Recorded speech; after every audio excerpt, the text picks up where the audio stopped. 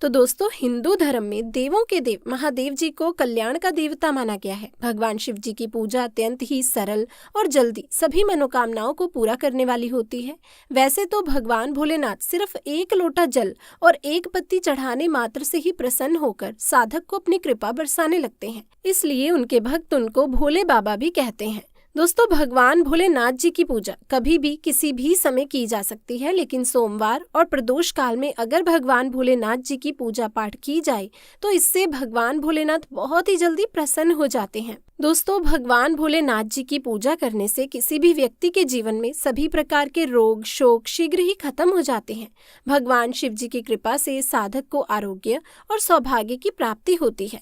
और अगर आप भगवान भोलेनाथ की पूजा सावन के सोमवार के दिन करते हैं तो इस दिन की गई पूजा साधना क्रिया से तुरंत ही आपको इसका लाभ देखने को मिलता है और आपके जीवन की समस्त प्रकार की समस्याओं से आपकी कैसी भी मनोकामना हो वो सिर्फ एक दिन के उपाय से पूरी हो जाती है। दोस्तों, सोमवार के दिन बस आपको शिवलिंग से कुछ चीजों को सही मुहूर्त पर उठा करके लाना है और घर पर सही दिशा में स्थापित करना है। तो दोस्तों, इन उपायों को बहुत ही ध्यान से सुनिएगा। इन उपायों को करने के बाद आपके जीवन की समस्त प्रकार की समस्या हो उससे आपको मुक्ति मिल जाएगी और आप खुद देखेंगे कि महादेव जी की कृपा से आपके जीवन में आप बहुत ही उन्नति करेंगे, बहुत ही आगे तक जाएंगे।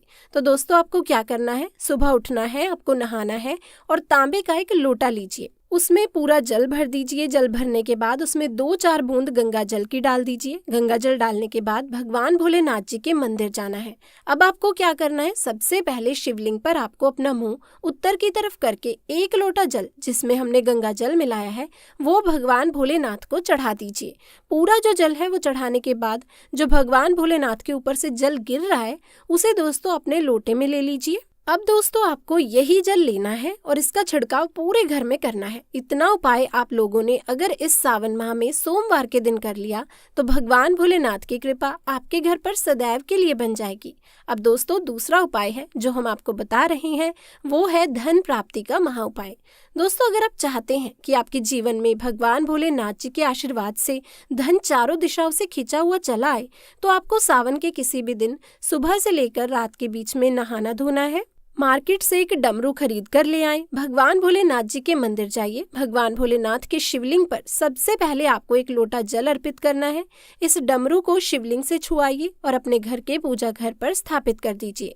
इतना अगर आपने कर लिया तो मान के चलिए इतना उपाय करने के बाद आपके जीवन में धन संबंधित परेशानियां खत्म हो जाएंगी। दोस्तों, तीसरा उपाय शत्रुओं से मुक्ति पाने का महा उपाय है। दोस्तों, ये बात तो आप सभी जानते हैं कि आज का समय एक ऐसा समय है कि अगर आप अपने काम से काम भी रखते हैं तब भी आपके गुप्त शत्रु बन जाते हैं, चाहे वो आपके पड़ोसी हों, रिश्तेदार हों या फिर कोई भी हो। आप चाहते हैं जो कि आपके शत्रु हैं वो आपका कुछ भी बिगाड़ ना पाए। तो दोस्तों, आपको हम यहाँ एक उपाय बताने जा रहे हैं, बहुत ही आसान है।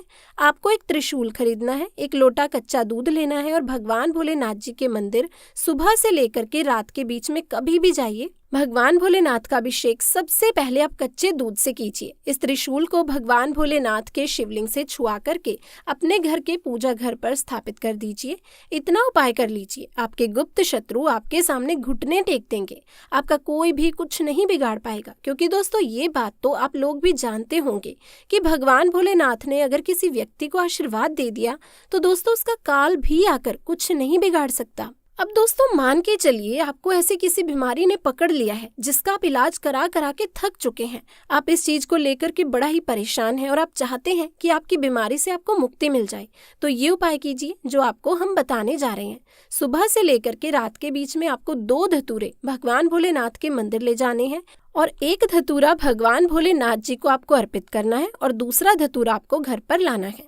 लाल कपड़े में लपेटकर तकिए के नीचे रख करके 21 दिन तक सोना है। 21 दिन के बाद इसी धतूरे को किसी भी बहती हुई नदी में प्रवाहित कर देना है।